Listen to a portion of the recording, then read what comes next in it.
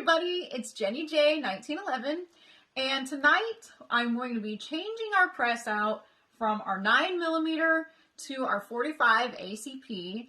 We're going to be we've sorted through our 45 brass, and we have mixed brass right now. So we're going to be loading our small primer 45 ACP brass first.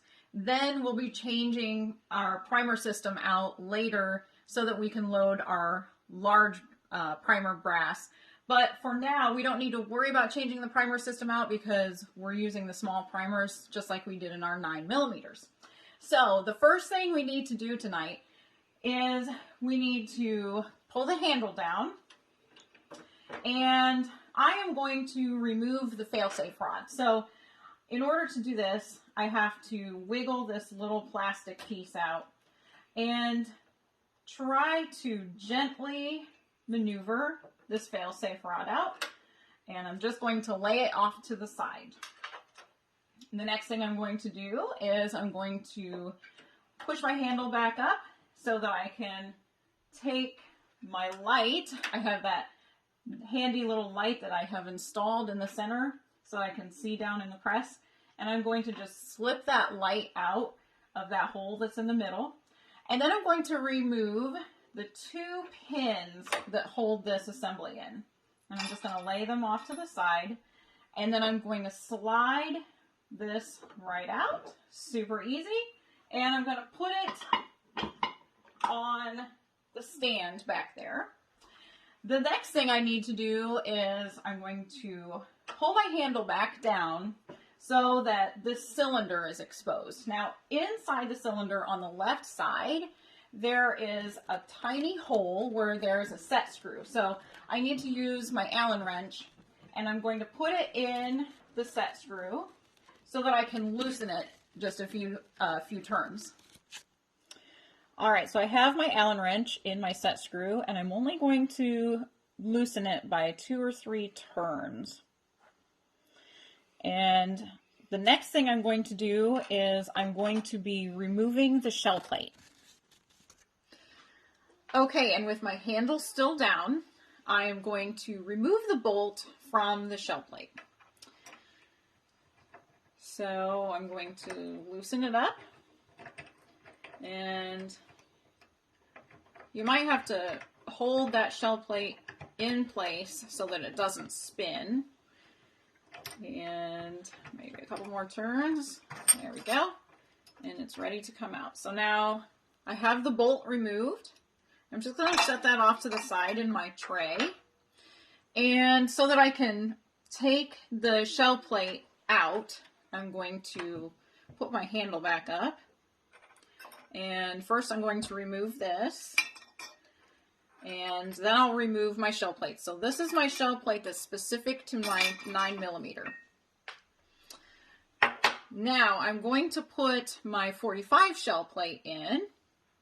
And you want to make sure that there's this little indexing ball bearing in here. And you want to make sure that this shell plate gets centered, not centered, but gets placed with one of those little holes on top of that ball bearing, so it's for the indexing, so that when you index, it will turn your shell plate. Once that's back on, I'm going to put my piece that goes on top of that, and that has 4 little, I don't know, like little bumps, little pins that stick out of it, and those are going to go fit inside the holes that are on top of your shell plate. Then you take your bolt and you put it back in, and I'm going to grab my wrench and I'm going to tighten my bolt back up. Okay, now that our bolt is reinstalled, the next thing we're going to do is we're going to lower the arm. This brings our cylinder up so that our set screw is exposed, and we're going to take the Allen wrench and we're going to tighten our set screw. We're going to snug it up. Now the reason that we do this is because, now that that's snug, I'll show you. I'm going to put my arm back up If you don't have your set screw tightened, what's going to happen is that as you are indexing your shell plate, your bolt in the center of your shell plate will tighten on its own, and then you won't be able to index after a few turns.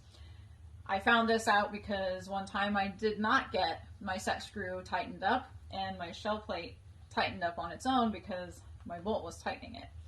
So now that we have that done, we need to change out our locator pins. These are our 9mm locator pins. I'm going to set these off to the side for now. And I'm going to install my 45 locator pins. And there are 3 of them. So you just slide them right in. Okay, and now I'm going to grab this unit and I'm going to install my 45 head unit. Slide it right in. I'm going to grab those 2 black pins that I had taken out earlier and set in my tray. Slide those in, put my light back in the hole in the center, and turn it on because I like to be able to see. And the last step that we have is we're going to reinstall our failsafe rod. For me, the easiest way to do this is I'm going to pull my handle down, and you're going to position this so that when you slide these 2 plates together, you make sure that the 2 holes line up, and then you're going to insert your rod, and you're gently going to pull it down. And then I'm going to raise my handle back up so that it brings these 2 pieces together, and then my plastic piece just snaps right in easily. And the only thing that is left for you to do, and this is the beauty of the Dillon, is that since we've already used this, we already have our dies set the way we want them. However, we'll still do a powder check to make sure that we have our correct powder charge. We're going to check our seating die, and then we're also going to check our crimp die just to make sure everything is exactly the way we left it and the way we want it as we go forward. So anyway, thanks for watching this video, and please head over to Instagram or YouTube or find me on TikTok. The whole video will be on YouTube, and you can find me at any of those places under Jenny J 1911, and I look forward to hearing from everybody. I'll see you soon.